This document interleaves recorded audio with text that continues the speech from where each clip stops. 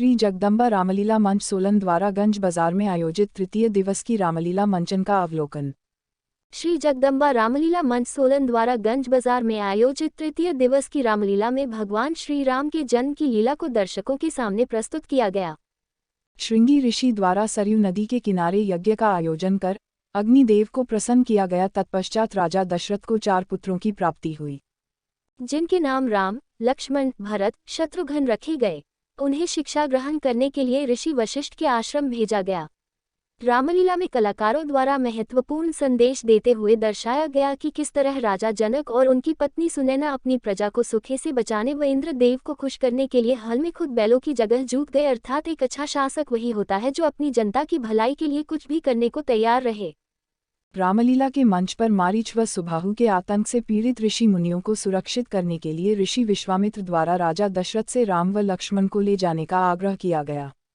भगवान श्री राम द्वारा मारीच व सुबाहु का वध किया गया।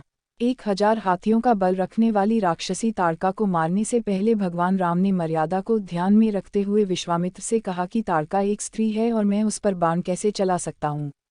अर्थात राम ने एक सुंदर संदेश दिया कि हमेशा महिलाओं का आदर करना चाहिए। विश्वामित्र के समझाने के बाद ही प्रभु ने ताड़का राक्षसी का वध किया। तीसरे दिन की रामलीला में भारी संख्या में बच्चों व दर्शकों ने आकर रामलीला का आनंद लिया। श्री जगदम्बा रामलीला मंच के प्रधान मुकेश गुप्ता ने बताया कि भगवान श्री राम सबके आराध्य हैं। आने वाली पीढ़ी रामलीला के माध्यम से जाने कि हमारी संस्कृति कितनी महान है। हमारे देश में भगवान ने भी जन्म लेकर लीलाएं की हैं। श्री जगदम्बा रामलीला मंच के निदेशक हरीश मरवाह ने बताया कि प्रश्न उत्तर प्रतियोगिता में प्रतिदिन 3 इनाम निकाले जाते थे, अब इसे बढ़ाकर 5 कर दिया गया है।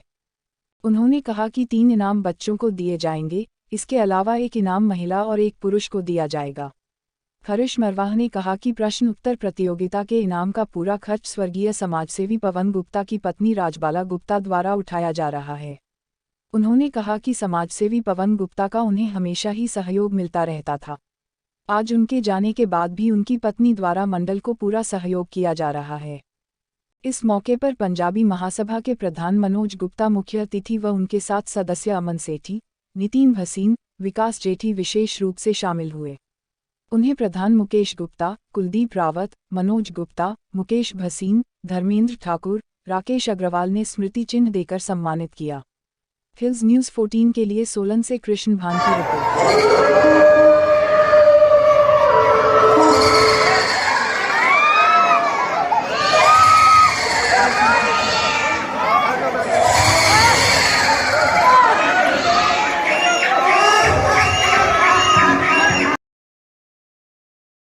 आज जगदम्बा रामलीला मंडल की तीसरे दिन की जो रामलीला मंचन यहाँ दिखाया गया, उसमें सबसे पहले हमने राम जन्म की लीला दिखाई कि किस प्रकार से प्रभु श्री राम का जन्म हुआ। और श्रृंगी ऋषि ने आकर जब राजा महाराज दशरथ को कहा कि आप पुत्र प्राप्ति के लिए यज्ञ करो, अग्निदेव प्रसन्न होंगे, तभी आपके यहाँ कोई पुत्र प्राप्त होगा। तो महाराज दशरथ ने सरयू नदी के तट पर श्रृंगी ऋषि के साथ यज्ञ किया और उन्हें 4 पुत्रों की प्राप्ति हुई। उसके पश्चात चारों पुत्र गुरु वशिष्ठ जी के आश्रम में गए, धर्म की विद्या सीखी, युद्ध विद्या वहाँ से सीखी। उसके पश्चात माँ जगदम्बा सीता का जन्म राजा जनक के और उनकी पत्नी सुनैना ने, दोनों ने अभी प्रजा की खुशहाली के लिए खेतों में जाके हल जोते, अपनी जगह बैलों की जगह स्वयं बैल बने और इंद्र देवता प्रसन्न हुए और उनके वहाँ जो अकाल पड़ा था वह दूर हुआ और धरती माता प्रसन्न हुई और धरती माता ने उन्हें कन्या का रूप दिया, उसे पाकर बहुत प्रसन्न हुए और जिसका नाम सीता रखा गया। उसके पश्चात मारीच और सुबाहु नाम के राक्षस, जिन्होंने कि उत्पात मचा रखा था वनों में, उन्होंने गुरु विश्वामित्र जी का अपमान किया, उनका यज्ञ खंडित किया और क्रोधित होकर गुरु विश्वामित्र जी दशरथ जी के पास गए और दशरथ जी के साथ वार्तालाप करने के बाद राम और लक्ष्मण को कुछ दिनों के लिए अपने साथ लेके आए।